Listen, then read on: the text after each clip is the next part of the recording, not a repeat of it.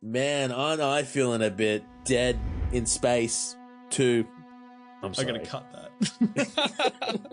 Welcome, everybody, to another episode of Does This Game Still Hold Up? David, does this game still hold up? So in today's video, David and myself are, of course, going to be revisiting the iconic space horror game Dead Space 2.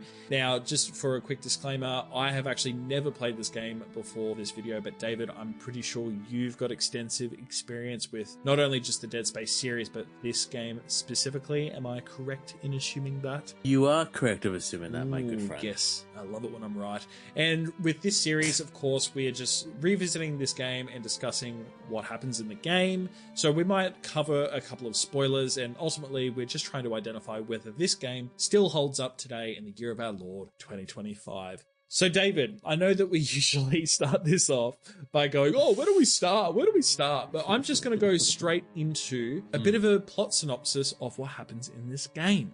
Please, take us through it. Okay, so in Dead Space 2, engineer Isaac Clarke awakens on the massive Sprawl space station 3 years later after the events of the first game, and he is haunted by visions of his dead girlfriend Nicole and suffering from the lingering effects of the alien marker. But as he awakens on this space station, to his terror, he finds that there is a new Necromorph outbreak, which is tearing its way through the colony. Isaac must not only battle through horrific creatures, but also through his own fractured mind to uncover the truth behind the marker's creation and ultimately to survive. So right off the bat, David, as I said, I haven't played this game before.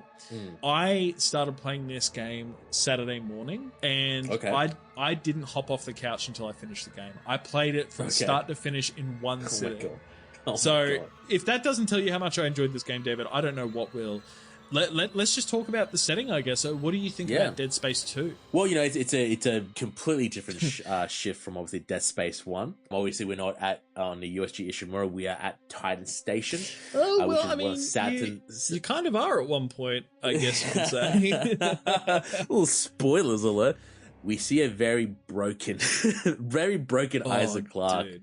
You kind of feel bad for him. You kind of really feel a little bit bad for him because he's just so like discombobulated and confused when all this shit is happening, and you're like, God damn, dude. Can I just say, straight off the rip, what a great white knuckle intro with escaping from this psych ward. This game just does not fuck around. It's like, whether you have or haven't played the previous game, we don't give a fuck. We're just going to start this game, just dialed up to 11, and he's like in a straitjacket, and he's like, you know, seeing hallucinations of Nicole, like hopping up on the desk and all that shit. I'm like, what's happening here? Kind of freaky.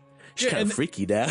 And then like, you know, this guy's just like, oh, hey, Isaac, I'm going to help you get out of here or whatever. And then just fucking turns into a necromorph right in front of you. Right in front of your face. That one shot when like his skin ripped off his face and it's just like exposed, like so gross. Like muscle skeleton. He's like, oh my God. It really sets the tone that this game literally is going to be a bigger, badder version than Dead Space 1. They really up the stakes in this. 100%. They take a lot of risk. It feels, I would say this iteration, while yes, it's still got its spooks, it's still got its horror, but I feel like there's more set pieces. I feel like it's more actiony at some points of the video game. But David, you took the words right out of my mouth. I was going to say that I'm so glad you started talking about this, because this game is built on set pieces. Oh my God, it's like a blockbuster movie, baby. I thought you were about to say, David, you're fucking wrong. David, you've never been more wrong in your life. I'm going to stop recording with you now, and I'm just going to record the rest of this show solo, okay? Never share your opinion again. You're fired. Get out. Get out. Apparently, even straitjackets have health bars now, too. But it's just... It's crazy, dude. And I think that what works so well, because the first game, it kind of like meanders, you know, it kind of slowly eases you into this horror world, and then obviously it just fucking slams you in the face with that necromorph chasing you into the elevator. But for this game, you're just like, holy fuck, I can't move my arms. I've got to get out of this psych ward. Everyone's crazy. And man, this game really raised the stakes. Now, really does raise the stakes, Let's actually talk about the Sprawl, like the space colony, because I think that this is such a great next location for a game. Like, you know, it's trying to up the stakes So let's go from this really massive planet cracker ship, the USG Ishimura, but let's actually just fucking have a city on fire, basically. Let's just everything's gone to shit and you're just trying to escape, and it's just massive. The scale of everything is just so massive, and to the point where I was in awe. Like sometimes, after I fought off a couple of necromorphs, I just find myself looking at the vistas and just how massive the rest of the city looked, and I just thought it was so impressive. What do you think of the Sprawl as a setting? I enjoyed the Sprawl. It's definitely a different setting to obviously what we're used to. I feel like with the first game, when you got to the USG Ishimura, you were there at the tail end of the outbreak. Like everyone's already a necro. It's past tense. Everything's already happened. Past tense. But when you're in the Sprawl, it really is, you really do feel like you're in a breedable, livable colony, because you're not in the tail end of it, you're there during it. So you're going to be seeing just so much that's happening around you, especially with how this outbreak continues to move across the settlement on Saturn's moon. The space station, yeah. And the space station, sorry, yeah. Like I remember there was this one section, and it always sticks with me when I play it, and I believe, I can't remember if it's in the second act, but it's when Isaac has gone through the apartments. And there's this one level where you just walk past and you hear a baby crying. Oh yeah, I distinctly remember that. It was so unsettling, dude. It's just so unsettling because oh my god, behind this door it's a live child crying. And you just, it opens up this avenue, like what happened to the parents, or are the parents in there, or are they dead, or is a child about to be turned into a necromorph? Like it really hits hard, especially now. But that always has stuck with me every time I play this game. Well, it's interesting because I'd say that because you're moving through the Sprawl, it's definitely a lot less claustrophobic as the first game. In the first game, you feel like you're so slow and you're completely vulnerable, but here you kind of feel like a fucking action star. But this game really ramps up the horror and the jump scares. It dials it to 11, but it does. But I'd also say that it doesn't feel as scary. I can't put my finger on it. I don't know if it's the vibe, because everything is just moving at such a breakneck pace in this game. I'm so glad you said that. Yeah, I don't know. What do you think about that? Yeah, I 100% agree. This game is a survival horror game, but at the same time, it feels less scary than the original. And I don't know if it's because Isaac, I don't know if you feel less isolated in the Sprawl compared to the Ishimura, or it's just maybe that we're so used to it at this point in time. But for me, it still is a really good sequel, because while yes, it's still scary, gameplay wise, it's so much more smoother than the original 2008 version. And story wise, I would say it's a lot different than the 2008 version, especially now since Isaac has a voice. He's actually a voice protagonist. He actually can speak. And there's multiple different characters as well with the story. It delves more into perfect timing. Perfect time. I was going to talk about characters. Yeah, and with the story, it delves more into the EarthGov, that government agency, obviously what they want to do and what their ambitions are, as well as with the unitology. And I feel like that wasn't explored in the first game, and it does have a lot of world building in its story as well, which I thought was quite nice as well, because I remember when I first played this, I'm like, okay, so these two are the most craziest two organizations. You got the people who are like, the religious fanatics, like, yes, we want to be the Necromorphs. They're a higher life form. I'm like, bitch, you crazy. Yeah, dude. Well, in a weird way, I feel like this game gets everything right. But I did find the whole plot of the unitologists and like them wanting to more or less create another marker, I just found that to be so, I don't know, not believable. But I then did a lot of, I guess, exploration and digging online outside of the game, and I'm like, oh, okay, this kind of makes a lot more sense. So we'll cover that a little bit more later. But dude, you absolutely hit the nail on the head when it comes to the world building and expanding on, the government and the law and the unitology. And I think that this game also actually does such a great job at, it also shows where you're actually seeing all these different locations. Like, you go through the unitology church section. And I just think that it's so cool how you get to see this lived in world for all these people who exist under this government, and how unitology is such just a normal thing.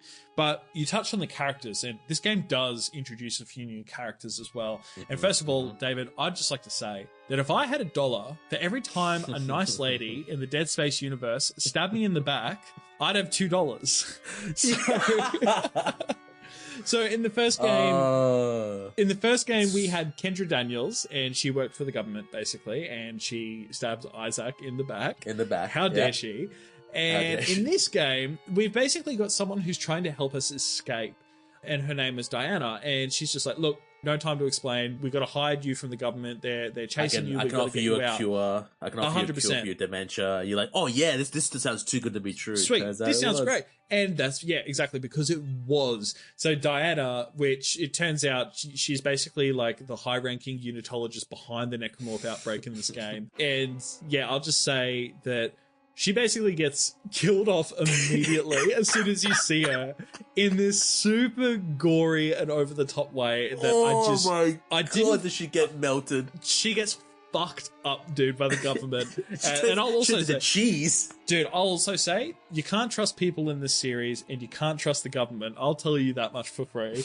I felt like it was pretty sudden, and I'm just like, okay, whatever. But I did find visually, it was so satisfying just seeing it basically turn into Swiss cheese. But ironically, that leads to like one of the best set pieces of the game, in my opinion. Yeah, which one's that? When she gets torn apart by the gunship, and then you have to escape the giant necromorph. Oh man, it's such a cool moment. Yeah, where you're just like shooting this thing in the quiet space, and you're like ramming yourself into like this ship and trying to escape it and all that stuff, and it's all just silent. I just think it's so atmospheric, and it's so atmospheric. It's one of my favorite moments in the game. Yeah, but there's also two other characters I guess we'll touch on, because the bad guy, he's so forgettable. I even forget his name. He's kind of after you in a way, but but he doesn't really matter. Yeah, he doesn't. Yeah, but there's Ellie and there's Stross. So yes, it's set up basically right at the start when you're trying to escape that Stross is just a fucking lunatic, just like you. And he's just like, hey Isaac, we're best buds. Like, let's get out of here. Yeah, just scratching his arm. Like, we're best buds. Basically, you're like, dude, are you fucking all right?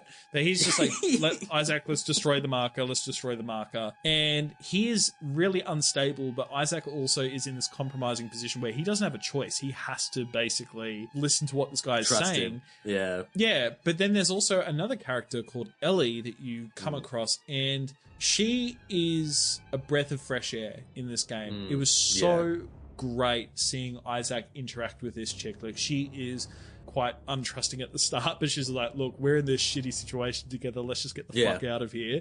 And it was really cool to see Isaac work with her, even though it is kind of shitty that she had to basically be Stross's babysitter at a moment's notice for the rest of the game.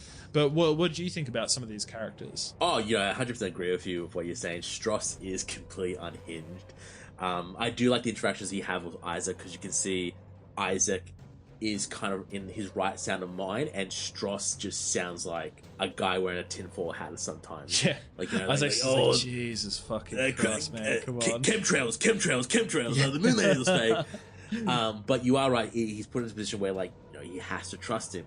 Ellie, I really enjoyed Ellie as a character. It's, what you said, breath of fresh air to watch their relationship blossom. And the good thing is, she's not EarthGov, she's not a unitologist, she's just a normal civilian, basically, that's just trying to survive. And she's just a normal chick that you'd introduce to the parents. Yeah, a normal chick, and she's got a really cool accent, and watching her story unfold is really interesting. And I'm really glad we got to have these characters introduced into the story, because I feel like without them, the narratively the story would be hindered. Oh, absolutely, they're the driving force, dude. Yeah, they're the driving force. The main bad guy, obviously the EarthGov director, he's just like a generic, stereotypical, like, you're never gonna escape me, Isaac.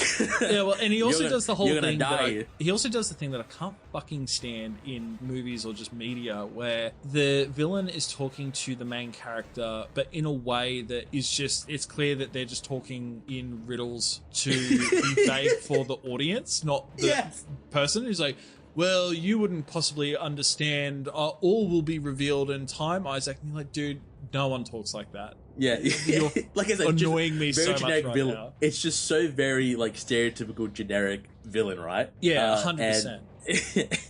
So, you know, he wasn't really memorable. And to be honest, when I was replaying this, I completely forgot about him until I saw him for the first time pop up. I'm like, oh, that's right. I'm like, who I is forgot this you guy? in this Who game. is this guy? Yeah. But I'd also say in general, so we kind of touched on it before, but again, like the set pieces, man, this game has so many great cinematic moments. And I really noticed this from the sequence, the tram sequence, where you're fighting your way through and dodging the debris while this tram is absolutely gunning it to this new area. That's and so good, dude. And then it leads to this other set piece where you're shooting necromorphs while you're upside down, which leads me to a bit of a theory. I've got, you know, put on the tinfoil hat. I'll take Strauss's tinfoil hat and put it on my head. And please don't stab my eye, Strauss. And basically, my theory is that Neil Druckmann must have played this game while coming up with The Last of Us because of the hanging upside down segment, shooting the necromorphs. But which character is in this game that shares the same name as the main protagonist of the Last of Us series? Ellie? Yep. Who else could it be?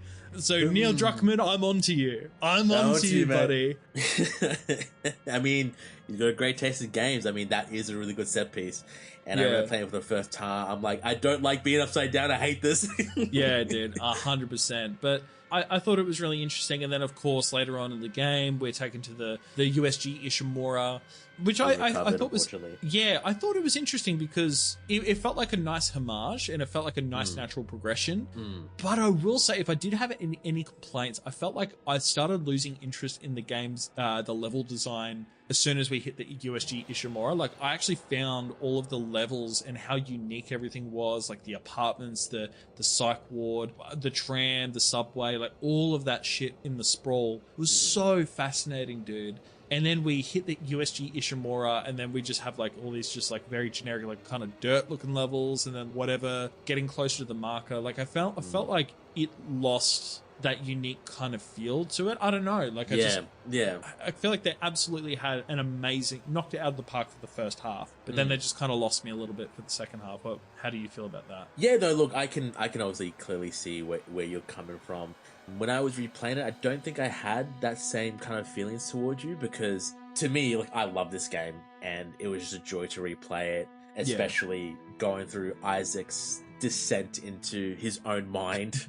Really, it dials up the psychological horror. Oh, it really does. Hey, it's like, I found like there was way more like environmental and like just frequent jump scares compared to the first game. In the first game, it felt like it happened less frequently, but that added to the tense and horror atmosphere. But in this game, it's just like, oh, we're gonna throw shit at you like all the time. But you know, I did enjoy going back to USG Ishimura. I did really enjoy revisiting that, because like you are right, it pays homage to the first game as well. And the one thing that I really hated replaying this for the third or fourth time, and I think you might agree with me on this, is the goddamn eye scene. Oh, dude, it is so uncomfortable. I hate it. It's so uncomfortable. I hate it. The needle, and you're controlling it, and you're like, ugh. Because it's basically like, it's a plot point where you have to do this like incision in the eye to get rid of the marker's influence or whatever. And it's basically like you're having to give yourself a lobotomy through the eyeball. Yeah, basically. And it's just, Isaac is refusing to sit still. Like, I mean, I'd be freaking out if I was in his shoes, but you know, I don't blame work for me here. There's only so much I can do. So yeah, that bit always gives me the heebie-jeebies. Yeah, 100%. But we've covered a lot of the story and the environment and the setting and the characters. Let's actually talk about the gameplay, because I feel like I actually have the least amount to say about Dead Space 2 when it comes to the gameplay, because I feel like it kind of just refines the gameplay from the first game. Like, you know, Isaac does feel stronger. He feels faster. He feels a lot less fragile in this game. So, like, you know, if an enemy hits him, he can just bounce back quicker. It feels like the shooting is more effective. The armor feels more effective. And I don't know, like, there was a couple of new implementations. So, say, for example, a couple of new guns. I'll be completely honest. I felt like I didn't experiment with the new guns all that much. I just kind of... I went with the old faithful, you know, the Ripper, the old faithful. Yeah, the machine gun, whatever that's called, the pulse rifle. The pulse rifle, that's right. The plasma cutter, of course. I kind of just played how I did with the first game, and I felt like I was fine. There is a new implementation, though, that I really wanted to highlight in this game as far as gameplay goes. So there's a couple of new Necromorph enemies, but I think that there's one that really stood out to me. The Stalkers are probably some of my least favorite enemies in a game, but I can also applaud how great their AI is. So basically, the whole shtick with the Stalkers is That's so annoying. They just hide from you, and then they peek out, which is so creepy. They just peek out behind a crate, and then they charge at you eventually. Yeah. And they're so hard to get a clear shot on, so they just hang around for ages. So I found them really fucking annoying to deal with, but I also can't fault it. I think it's fucking really, really great design on Visceral Games' part. I don't think I've ever encountered an enemy like that or enemy AI like that in a game before. What do you think? With the gameplay, I gotta agree with you. There's not much to say compared to, obviously, from the original one. It is a lot more refined. Isaac doesn't feel much more of a tank. He actually feels more of a human person when within his suit. The gunplay is obviously refined as well. I stuck with the same thing. I just did the old plasma cutter pulse rifle, the old faithful. And you know what, man, I love that plasma cutter. I love it. So good. Massive step up from the original, which is obviously when you're in 0G, you can actually free move around instead of I'm so glad you said that. Yeah, I loved it. But the Stalkers, man, I hate the Stalkers. They frustrate me, but they're such a brilliant AI design, because that's what they're designed to do. They're designed to frustrate you, and when you're in a setting when you don't know where to be coming from, it does raise the hairs on the back of your neck, because you're like, I know you're around here. I can hear you. Yeah. Where are you? Oh, and then they start charging you, and they're the worst. Yeah. Did you know, though, that this game also apparently came with a multiplayer at the time? Yeah. Did you ever play it? No, because by the time I got around to playing it, I think you had to buy a specific pass to play. I don't know. It was something behind it. Because I watched a couple of videos. I mean, if neither of us had played it, it's probably not really worth us talking about the multiplayer, but I just find it interesting, kind of like Bioshock 2, how it's just games from this period of time just seem to ship with the multiplayer because why not? You know? Why not? Like, it was it felt tacked on. It was necromancers versus humans, basically. Okay. Yeah. Well, no, that's interesting. But I just find it interesting that this came with a multiplayer mode. And I guess my final thoughts for gameplay itself is my issues with Dead Space 1 and the power node system and the workbenches, that it's still present, but maybe the power nodes felt a little less scarce in this game. So that's not necessarily a fix, but just something I noticed. But are you happy to talk about like the ending of this game, or did you have anything else you want to cover first? No, nothing else that I can think of, but I'm more happy to obviously, we can go through with the ending. Yeah, sure. So as you kind of touched on before, so towards the end of the game, Isaac reaches this massive, ginormous marker because, as it turns out, because Isaac has had experience or has come into contact with the marker and it's kind of like driving him a little bit crazy, the marker with some people has this specific effect where they can basically see like blueprints on how to create the marker. And it's kind of revealed that it's basically like people who are smart. Everyone else who's fucking idiots, they just like go crazy and just like turn into necromorphs or whatever the fuck. But people like Isaac and Stross, they can see ways of how to create these markers, which is obviously what the marker wants to do.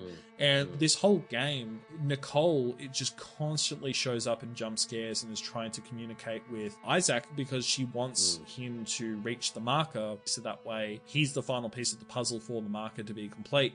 And we reach that point where he needs to stick the needle in the eye to be able to basically start cleansing himself or get rid of this marker influence. This whole story is Isaac having to come to terms with the fact that he has to accept that Nicole is gone and he needs to let go of her. And he realizes that Nicole is just, 100%. Yeah. Isaac realizes that Nicole is the manifestation of the marker's control. Therefore, he basically fights and defeats the monstrous embodiment of Nicole and in turn the marker's influence, destroying both in the process. And as the Sprawl begins to collapse, Isaac is rescued by Ellie at the last minute. And the game closes with this parallel to the first game ending, which I loved. The first game ends with the jump scare of like Nicole just jumping out at the screen. And this time around, it just like turns and hovers on Ellie. And I'm like, oh God, what's going to happen here? But nothing happened. God. nothing happened. It was nice. He had a good ending. Yeah, Ellie just goes, what? And it just cuts to black. It's so good, dude. So good. It's such a good callback. And I remember at the time, I felt like with this game, it was just wanting me to accept and go along with, some of the stuff it was throwing at me throughout the story, like, with Isaac and Strauss being the ones that could build the new marker. But I never really understood how they were building a marker. Like, I don't know if that was ever explained. I'm like, how are these guys building the marker? Like, I don't know what's going on, but I guess I just got to accept it. How do you feel about it? To me, like, obviously with Nicole being the manifestation of Isaac's obsession and guilt that he lost Nicole, and just him fighting her in like that weird mind palace, like where he's like, I don't know if he's in his own mind or if he's in the marker's mind, and just him, Isaac going, you're not Nicole, Nicole's dead, fuck you. It was just such a badass moment. And obviously after he defeats that manifestation, and obviously that ending that pace so much as the first one, you feel a little bit hopeful that, maybe Isaac is going to have that happy ending he deserves. I do love the world building that they've done with this game. I do love the unitologist's fascination with the marker and the religious aspects of the marker, and how like they want to be like this weird like hive mind of some sort, following this one thing is just so eerie and creepily. I just fell in love with that kind of lore. And then obviously you have the other side of Earthguard that want to kind of control the marker in a way, or try to use it as a weapon. And you're like, that's not going to work.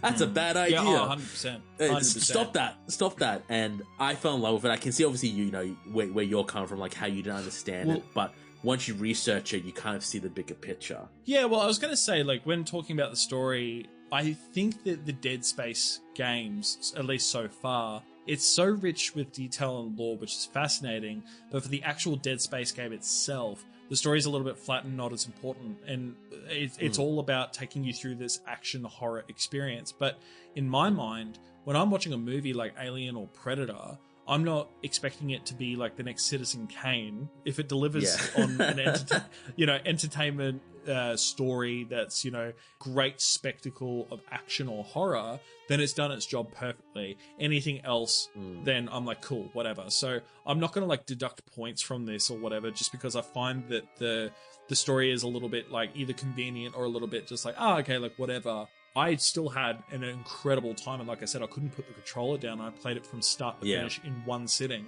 So I think it was incredible. But I feel like that probably spoils my final thoughts on this. But I think before we do go to the verdict, David, I'm just going to cover off a couple of quick Easter eggs. Let's do it. No. All right, so let's talk about some Easter eggs, David. So first up, while you're in the transport hub in Chapter 6, speaking with Ellie and Strauss on the floor above you, you can actually spot a billboard for a brand new skate game called Skate 3000. Who knew this series would be so popular, David? And a bit of a fun fact as well about Skate, actually. So in Skate 3, there was a cheat code called Dead Space 2, so TOO. If you entered that code in, you would actually unlock Isaac Clarke as a model in the game for Skate 3. So it's kind of like they kind of did a little Easter egg for both, like for each other, which I think is really cool. I do love this Easter egg, and I do know about both. It's such a cute little callbacks to each other. Oh, it's so cool, dude. I really liked it. And I mean, there's also a poster called like Kitty Kitty Bang Bang, I think, or something like that. But yeah, really cool little Easter egg.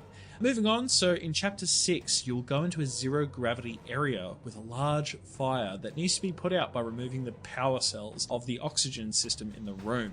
Now, if you keep going straight, when you enter the first door, you will see a bulletin board to the left at the end of the hall, and on that bulletin board is a handwritten note that says, "My family was killed by necromorphs. Need money to buy plasma cutter or beer." It's just such a random little hand-drawn note. It's just like, okay. Yeah, it's so random. I'm like, okay, cool. I wonder if he got his money, and I wonder if he picked the beer. Oh, fuck, man. Who knows? And lastly, in 2010, Dead Space developer Visceral Games held a competition in which it asked fans to design their own melee execution for the upcoming Dead Space 2. A UK student named Dan Emerson was the winner, and his prize was the cameo in the game. So his cameo in Dead Space 2, I believe it was in chapter 2, but you're in an elevator at one point that gets stuck, and a man comes running up to the elevator begging for your help, only to get ripped away by a necromorph. And that was him. That was him who won the prize, Dan Emerson. Oh, so I thought that was I did not really know cool. That. Yeah. That's so cool. Well, he didn't last long, did he? Fuck no. He got torn apart. So that's basically the Easter eggs. There are, I think, a couple more references, but those are the ones that really jumped out at me, and I thought that they were really neat inclusions in this game. But with the Easter eggs out of the way, David, I'm dying to know, what is your verdict? Do you still think that Dead Space 2 holds up in the year of our Lord 2025? You know what? I'm going to have to agree with that statement and say, yes, this game does still hold up in the year of our Lord 2025. Dead Space 2 is a perfect sequel. It expands the scope with its set pieces. It deepens the story with its lore. You get to like Isaac more because he actually is has human dialogue. feelings. He has a dialogue and actually humanizes him a lot without obviously losing its terror of the original. It's a psychological descent into madness that you will fall in love with. If you haven't played it, what are you doing? It's on Game Pass. I'm pretty sure it's on EA Play or whatever it is. Whatever it is now. Yeah, it is. Go play. You will have a blast experiencing this game for the first time. Now is the perfect time to play it, of course, as well. It still holds up graphically and gameplay mechanic-wise still in 2025. I can't disagree with that. I think that I found this game to be way more enjoyable than the first one, and it's interesting because I heard that this game really ramped up the horror and the scares, and I can say to a certain degree it does, but I just found it to be more of an engaging experience, and one that honestly I could easily see myself replay this game way more than I could replaying the first game. And that's not to say that it doesn't hold up today by any means. It's more just that I felt like this was just a completely different experience. It was more action, but it also felt like it belonged in this Dead Space universe where it was just inherently just this scary, horror, creepy and unsettling space adventure. And I really liked what they did with the story. I felt like the direction of having this outbreak at this space station city was just perfect. And having Isaac interact with other characters while it's also increasing the scale and scope of the universe that they're inhabiting with the government, the Sprawl, the unitology. Like, I just think that it was all just so fascinating. So yeah, I definitely think that it holds up today. I secretly really hope that it gets the remake treatment that the first Dead Space game got, because God, I think that's so bad. Oh, dude, I honestly think it seems like online, like unanimously, everyone kind of seems to think that this is where the series potentially peaked, which does bring me to the final point, which is what we're going to be playing next week. And David, I'm actually very excited about this because apparently this is like a co-op experience that you could have, but Dead Space 3 is where, from what I've heard, is where the Dead Space series gets a little bit more action focused. So I'm very excited to see what Dead Space 3 has in store for us. And if you are also interested to hear our thoughts of what Dead Space 3 is all about, make sure that you stick around next week to see that episode. So very excited to check that out with you, David. I'm very excited too. Very excited. Well, thanks for watching, everybody. Share your thoughts in the comments below, what you think about Dead Space 2, whether you agree, whether you disagree, and if we've missed anything. But yeah, I'll see you next week in the next episode. See you guys.